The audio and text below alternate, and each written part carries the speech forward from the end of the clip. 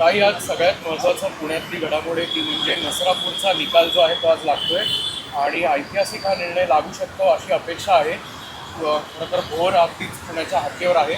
या सगळ्या घटनेकडे तुम्ही कसं बघितलं आणि आजच्या निर्णयाकडे तुमचं काय तुम्हाला असं वाटतं? मला असं वाटतं आमची सगळ्यांचीच मागणी होती की तातडीने फास्ट ट्रॅक कोर्टमध्ये त्या कुटुंबाला, या महाराष्ट्राच्या लेखीला न्याय मिळावा आणि फाशीची शिक्षा ती त्या नराधामाला मिळालीच पाहिजे अशी समाजात आमची सगळ्यांचीच ही भावना आहे. आणि राजकारण पूर्णपणे बाजूला ठेवून आपण सगळ्यांनीच मिळून या नराधामाला फाशीची शिक्षा मिळालीच पाहिजे अशी अपेक्षा आपण ठेवूया. काही गुन्हेगारीशी संबंधित एक प्रश्न आहे. पुण्यातली अगरवाल कुटुंबियांची केस तुम्ही जर बघितली असेल ती दुर्दैवी आहे. काल मुंबईत सुद्धा भर धावत्या ट्रेनमध्ये एक मर्डरची घटना घडली. त्या दोन्ही घटनांकडे तुम्ही कसं बघता? आणखीन एक घटना झाली की हवेली तालुक्यामध्ये मंथरवाडीला शूटिंग झालं 2 दिवसापूर्वी. म्हणजे आता कुठली गँग वगैरे असं तुमच्याच चॅनलवर आणि वर्तमानपत्रात मी वाचलं, पण मंथरवाडी ही बारामती लोकसभा मतदारसंघाचा भाग आहे. आम्ही सगळे तिथे नेहमी जात येत असतो आणि मंथरवाडीमध्ये जर गोळीबार होत असेल तर काय करावं? म्हणजे क्राईम कमी होतं आहे जेव्हा आम्हाला एवढी 9 पानी पत्र येतात, मग खरंच पुण्यात क्राईम कमी झाला आहे का होतोय का? हे दुर्दैव आहे की ह्या राज्यामध्ये वर्दी, ज्या पोलिसांचा सार्थ अभिमान आपल्याला आहे सगळ्यांना, त्या पोलिसांना त्या वर्दीची भीती कोणाला राहिलेली नाही. हे वारंवार रोज चॅनल आणि वर्तमानपत्रात ज्या घटना येतात त्याच्यातून दिसतं.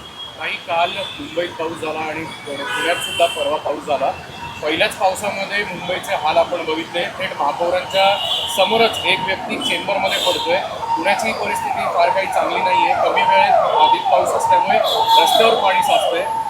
मान्सूनपूर्व कामं अजूनही प्रलंबित आहेत असं वाटतंय का? मुंबईमध्ये शिवसेना आणि पुण्यामध्ये राष्ट्रवादी यांना नावं ठेवून ठेवून आमचे विरोधक यांनी किती आम्ही वाईट काम केलं हे सांगितलं आहे. पण आमच्या काळात त्यापेक्षा जास्त पाणी तुंबणं आणि नियोजन नसणं हे पुणे आणि मुंबई दोन्ही ठिकाणी, आणि दोन्हीकडे आज सत्तेत कोण आहे हे मला वेगळं सांगायची गरज नाही. त्याच्यामुळे विरोधात असताना खोटे नाटे आरोप करायचे आणि सत्तेमध्ये आल्यावर कुठलीही एफिशियन्सी करायची नाही, जाहिरातबाजी करायची, पक्ष फोडायचे, घरं फोडायचं, एवढंच त्यांचं काम. महाविकास आघाडीची बैठक झालेली आहे. यामध्ये 23 आमदार गैरहजर राहिले आहेत. उद्धव ठाकरे यांनी सुद्धा याबद्दल नाराजी व्यक्त केलेली आहे. तरच महाविकास आघाडी आता, कारण 6 खासदार फुटल्यानंतर चिंता व्यक्त केली आहे. नाही, साहजिक आहे, काळजी वाटणं साहजिकच आहे. आणि असेंब्लीमध्ये मी देवेंद्रजींचंही भाषण तुमच्याच चॅनलवर ऐकलं आणि आमच्याहीकडून आमदारांच्या बाबतीत दोन्ही बाजूनी असं वाटतंय की फार लोक तिथे संसदेत असेंब्लीमध्ये नसतात, विधानभवनमध्ये नसतात, असं भारतीय जनता पक्ष म्हणजे सारीपणे विरोधात असंच सगळीकडे चित्र दिसतंय. आमचे आमदार कुठे होते हे माहिती आहे. जयंतरावांच्या घरीच लग्न होतं, त्याच्यामुळे जयंतराव सांगलीला होते. रोहित काल पंढरपूरला होता. त्या तुम्हाला सगळ्यांना ते माहितीच आहे, त्याच्या सोशल मीडिया प्लॅटफॉर्मवरच सगळे. त्याच्यामुळे आमचे आमदार कुठे होते हे आम्हाला माहिती आहे आणि ते आधी सांगून गेले होते. बाकीच्यांचं काय आहे मला वाटतं बंटी दादा किंवा या सगळ्यांकडून आज उद्यामध्ये तुम्हाला मुंबईत कळेल. आहेत ते तिथं जी जिल्हा निवडणूक होती, जिल्हा बँकेची, तिथं मात्र ते माहितीसोबत आहेत. एक पण ते माहिती बाजूला लढतात अंबादास ठाकरेंचे आमदार. तिकडे हे खासदार फुटलेले आहेत. असं असताना पुन्हा ते माहितीसोबत महाविकास आघाडीमध्ये जर विचारलं असं चित्र. हे बघा, बँकेचं इलेक्शन हे सहकारचं इलेक्शन. अनेक वेळा आता तुम्ही ती मुंबईची बँक बघा, सगळ्या पक्षाचे लोक त्या आहेत. त्याच्यामुळे सहकारमध्ये राजकारण आणू नये अशी आमची, किंवा संस्थांमध्ये राजकारण आणू नये ही आमची नेहमीच भूमिका, भावना राहिलेली आहे. त्याच्यामुळे ह्या ठिकाणी एखाद्या बँकेत किंवा कुठल्याही सहकारी संस्थेमध्ये पक्ष हा बाहेरच असला पाहिजे आणि त्याच्यात कोणी काही करत असेल त्याच्यात फार काही आपण विचार करू नये. संभाजीनगरची एक बातमी आहे. संभाजीनगरमध्ये ना एका खाजगी शाळेमध्ये एका 23 वर्षीय मुलाला जे आहे ना ती मारहाण करण्यात आली आहे. त्या घटनेचे CCTV आले. पण गंभीर हे आहे ना की त्या मुलांच्या मारहाणीमध्ये ना म्हणजे 2 मुलांची भांडणं आहेत, पण कुठलाही प्रिन्सिपल कुठलाही शिक्षक तिथं नाही आहे. तो CCTV जर बघितला ना तर आपल्या लक्षात येईल की शाळेनं किती निष्काळजीपणा केला आहे. त्या सगळ्या प्रकरणात सरकारनं काहीतरी पाहावं, कारण ही दुसरी घटना आहे. गेल्या 6 महिन्यात याआधी एका खाजगी शाळेत असंच झालं. नाही, मला असं वाटतं की अशी घटना कुठल्याही शाळेत अर्थातच होऊ नये किंवा कुठल्याही संस्थेत होऊ नये. आणि या गोष्टी असतील तर तिथल्या पोलीस यंत्रणेने त्याच्यात जातीने लक्ष घातलं पाहिजे. काही सध्याचे खासदार एकनाथ शिंदेचे शिवसेनेमध्ये गेले. अशी एक माहिती आहे की या खासदारांना एकनाथ शिंदेच्या पक्षामध्ये जाण्यासाठी फडणवीसांची शिष्टाई महत्त्वाची ठरली. अनेक खासदारांची इच्छा होती की आपण भाजपचं कमळ हाती घ्यावं. दिल्लीमध्ये काही ठरत नव्हतं, त्यामुळं या सगळ्या खासदारांना 6वा खासदार जो आहे तो एकनाथ शिंदेकडे जात नव्हता, म्हणून हे सगळं फडणवीसांनी शिष्टाई केली आणि ऑपरेशन टायगर सक्सेस झालं. मी तुम्हाला खरं सांगू का, मला एकच ह्याच्यात असं वाटतं की या देशामधून लोकशाही ही पूर्ण पुढे संपुष्टात आली आहे का असं वाटतं. घरं पक्ष फोडा, आता निवडून आले 2-2.5 वर्ष झालेत, 29मध्ये आहे ना इलेक्शन. घाई कसली. आणि एखाद्या चांगल्या बिलसाठी म्हणजे GSTचं बिलाचं उदाहरण घ्या. GSTचं बिल जेव्हा आलं तेव्हा एक मताने काँग्रेस पक्षाने मदत केली आणि भारतीय जनता पक्षाला, आणि एक मताने आम्ही ते बिल पास केलं. एखादं बिल पास करण्यासाठी तोडो फोडो जोडो हे करण्याची गरज आहे का? मग लोकशाही राहिली नाही आहे का या देशात? मग विरोधी पक्ष राहणारच नाही ना, सगळेच सत्तेमध्ये. मग लोकांसाठी सर्वसामान्य मायबाप जनतेसाठी बोलणार कोण? अशी परिस्थिती झालेली आहे या देशात. महाविकास आघाडीचे 13 आमदार काल खरंच बैठकीला नव्हते का? त्यांची यादी समोर आल्या, तुम्ही काही फॉलोअप घेतले का? नाही, आमचे राष्ट्रवादी काँग्रेस पक्ष याचे आमदारांचं शशिकांत शिंदेजींना कालच सगळं इन ॲडव्हान्सच माहिती होतं. बाकीच्या पक्षांची माहिती बंटीदादा शिंदेसाहेब आज मुंबईत तुम्हाला सगळ्यांना देतील. तुमची असतील ना टीम तिकडे. NCERTच्या पुस्तकामध्ये जे आहे त्या आणीबाणीचा धडा आता शिकवला जाणार आहे. आता काय म्हणजे की या सगळ्या पाठ्यपुस्तकांमध्ये अशा पद्धतीचा अभ्यासक्रम येणं हे तुम्हाला योग्य वाटतं का, किंवा काही वेगळा प्रसार जो आहे तो या शिक्षण माध्यमातून करण्याचा हेतू आहे असं तुम्हाला वाटतं? हो, अर्थातच NCERTचा सातत्याने गैरवापर हा सरकार करते अशी भावना शिक्षण तज्ज्ञ मानतात. मी काही शिक्षण तज्ज्ञ नाही, पण शिक्षण तज्ज्ञांचे तुम्ही आर्टिकल्स वाचले, तुमचे लेख वाचले, तुम्ही त्यांची भाषणं ऐकली तर हे काय पहिली गोष्ट नाही. अशा अनेक गोष्टी झालेल्या आहेत ज्याच्यामध्ये आपली एक विचारधारा ही लादली जाते पुढच्या पिढीला. आणि दुर्दैव आहे की आजचे सत्ताधारी हे शिक्षण पुढे करून जे नवीन गणित बांधायचा प्रयत्न करतायत हे देशाच्या ऐक्यासाठी आणि नवीन पिढीच्या विचारधारेसाठी हे घातक पुढे ठरू शकतं, अशी शक्यता नाकारता येत नाही. उद्धव ठाकरे बैठकीमध्ये बोलताना असं म्हणाले की आपण आतापर्यंत महाविकास आघाडी म्हणून एकत्र होतो, मात्र आता आपण खरंच महाविकास आघाडी म्हणून एकत्र आहोत का याची विचार करण्याची गरज आहे. सभागृहामध्ये महाविकास आघाडीमध्ये समन्वय पाहायला मिळत नाही. सरकारला ज्या पद्धतीनं धारेवर धरलं जावं, अधिवेशनामध्ये मुद्दे मांडले जावे, त्याच्यामध्ये कुठंतरी कमतरता पाहायला मिळते. आपलं एकसंघ राहणं हे खूप महत्त्वाचं आहे. महाविकास आघाडीमध्ये समन्वय नाही असं तुम्हाला कुठंतरी तरी वाटते? आम्ही जेव्हा भेटतो तेव्हा असतो. आणि तुम्हाला खरं सांगू, मी दिल्लीमधलं जास्त पाहते आणि दिल्लीमध्ये इंडिया अलायन्स आणि महाविकास आघाडी आम्ही अतिशय एकत्रपणे दिल्लीच्या पार्लमेंटमध्ये तुम्ही कोणालाही विचारू शकता. आम्ही अतिशय रोज सकाळी भेटतो 10 वाजता खडगेजींच्या ऑफिसमध्ये.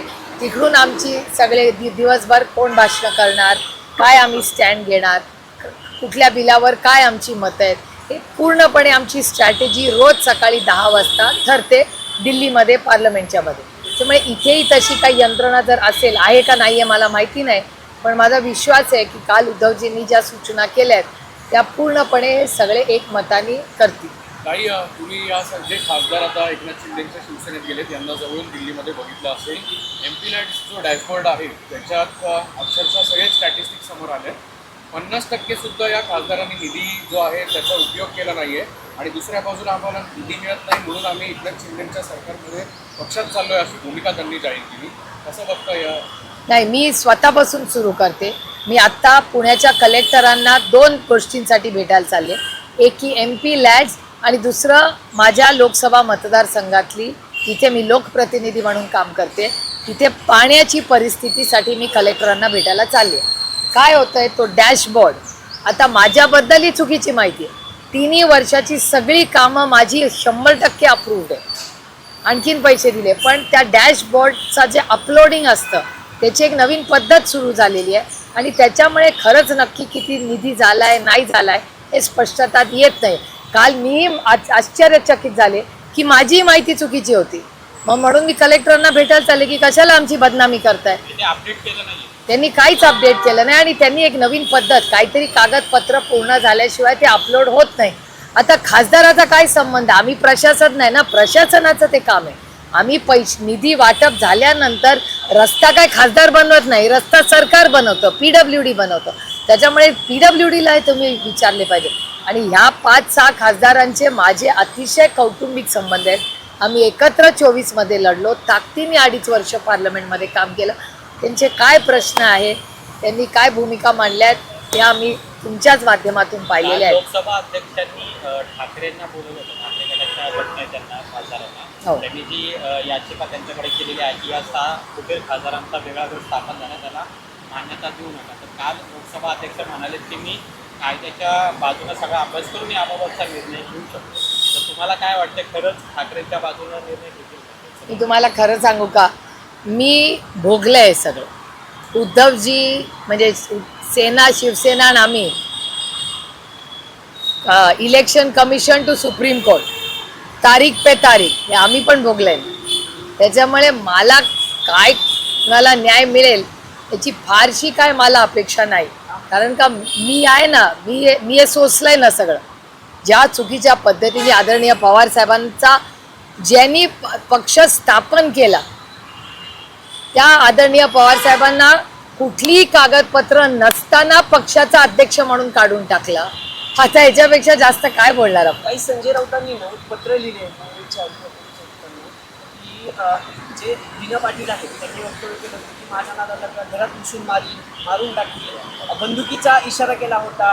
त्यानंतर म्हणले की आंदोलन केलं तर बॉम्ब फोडीन घरात, त्यांच्यावर याचा गुन्हा दाखल करा असं संजय राऊतांची पत्राद्वारे मागणी. खासदारांनी असं वक्तव्य करणं कितपत योग्य वाटतं? असं खासदार नाही, कोणीच नाही करायला पाहिजे. ही लोकशाही आहे. तुमच्या मनात काही मतभेद असतील, मनभेद असतील तर त्याला एक बोलायची पद्धत आहे. पण ज्या पद्धतीने हे आलंय हे धक्कादायक आहे आणि हे सुसंस्कृत महाराष्ट्राला शोभणारं नाही. तुमच्या पण पक्षाचे 4 खासदार संपर्कात आहेत. अजित पवार यांच्या राष्ट्रवादी काँग्रेस पक्षासोबत अशी चर्चा मध्यंतरी झालेल्या, त्या आक्राम सुद्धा असं म्हणाले होते की 5 खासदार येणार आहेत. कोण म्हणलं होतं? बाबा आक्राम. मला माहिती नाही बाबा. बाबा आत्रामांना माझ्यापेक्षा जास्त माहिती काही असते. घडू नये यासाठी आता तुम्ही स्वतः काय? असं काही घडू नयेचा विषय नाही. आम्ही 8 खासदार कालही एकत्र होतो, आजही आणि उद्या आहे.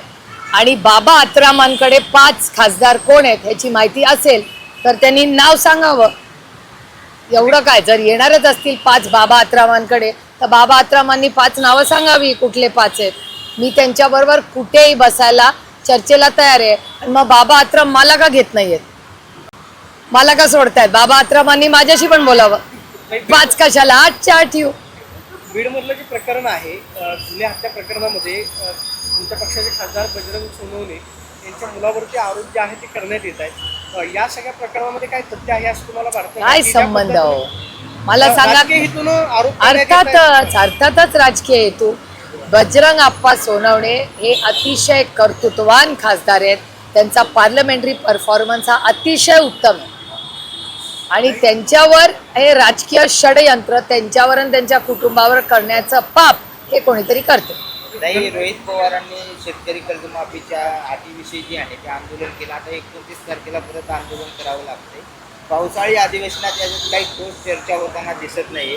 सत्ताधारी तर करतच नाहीत, विरोधकांकडून सुद्धा हे प्रश्न विधिमंडळात मांडणं अपेक्षित असताना काल माननीय जयंत पाटील साहेब ह्याच्यावर सविस्तर परवा रात्री बोललेले आहेत. आणि 29 तारखेला संभाजीनगरला रोहित आंदोलन करतोय, त्या आंदोलनाला मीही जाणार आहे 29ला संभाजीनगरला. पण हे दुर्दैव आहे की शेतकऱ्यांच्या बाबतीत, महिलांच्या बाबतीत, जो शोषित आहे, जो वंचित आहे, जो पीडित आहे, त्याच्याबद्दल अतिशय असंवेदनशील हे सरकार आहे.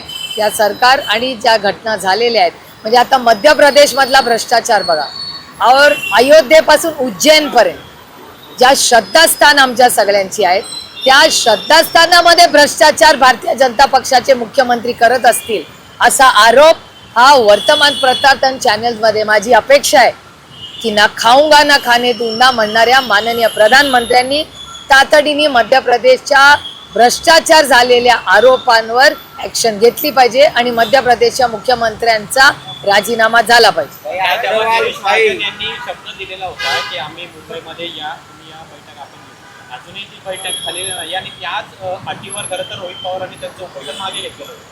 तेच आता आम्ही त्याचा फॉलोअप करतोय. माननीय जयंत पाटील पण आज मुंबईला आलेले आहेत.